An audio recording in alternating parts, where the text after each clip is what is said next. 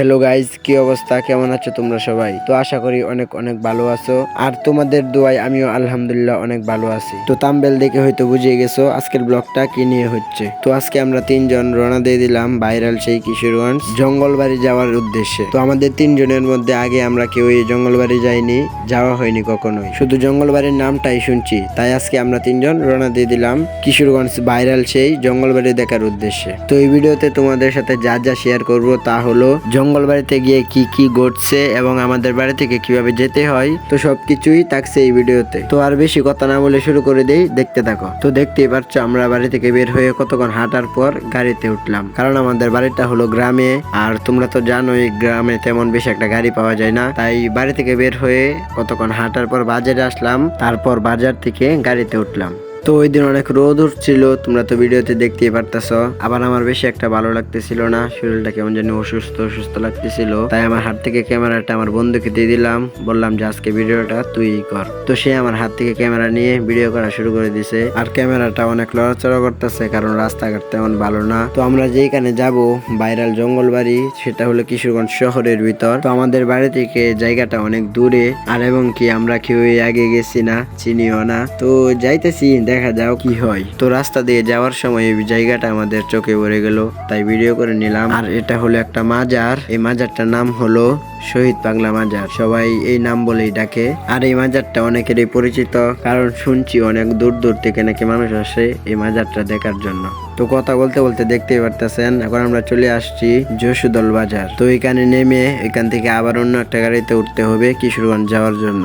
তো এখানে নেমে আমরা কিশোরগঞ্জ যাওয়ার উদ্দেশ্যে আর একটা গাড়িতে উঠে পড়লাম। তো আমরা উঠার পরে ড্রাইভার বলছিল যে একজন সামনে এসে পড়ো, যেহেতু ভিডিও করবো তাই আর কেউ সামনে গেলাম না, তিনজন একসাথে পিছনে বসে গেলাম। তো বাড়ি থেকে রওনা দিয়েছি, অনেক দেরি হয়েছে আর সময়টাও যাইতেছে না, তাই তিনজন মিলে শয়তানি শুরু করে দিলাম। তো এই জায়গাটা হয়তো অনেকেই চিনো, কারণ এটা হলো আমাদের কিশোরগঞ্জ সৈয়দ নজরুল মেডিকেল।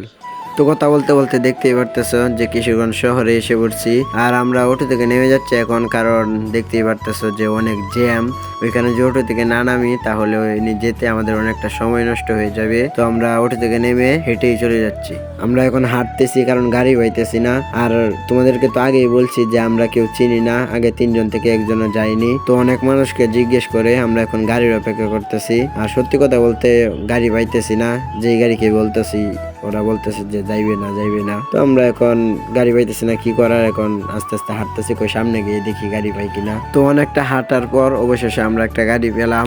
আর আজকে হয়তো আমাদের কপালটা খারাপ, কারণ আমরা যে জায়গায় যাইতেছি ওই জায়গাটা চিনি না, কারণ আমরা কেউ আগে যাই নাই, কখনোই যাওয়া হয়েছে না, তাই চিনি না। আর যে গাড়িতে উঠছি ওই ড্রাইভারটা বলতেছে যে ও নাকি চিনে না। তো ওরে বললাম যে চলো, আল্লাহ ভরসা, যা আছে কপালে দেখা যাবে। তো অবশেষে ওই জায়গায় গেলাম, আর গাড়ি থেকে নেমে দেখতে পারতেছে যে হাইটে ওই জায়গার কাছে যাইতেছি। তো গাইস, যেটার উদ্দেশ্যে রওনা দিছিলাম বাড়ি থেকে, আর অনেক জার্নিং করার পর আমরা ওইখানে এসে বসলাম। তো আপনাদেরকে দেখাই, দেখতে থাকেন।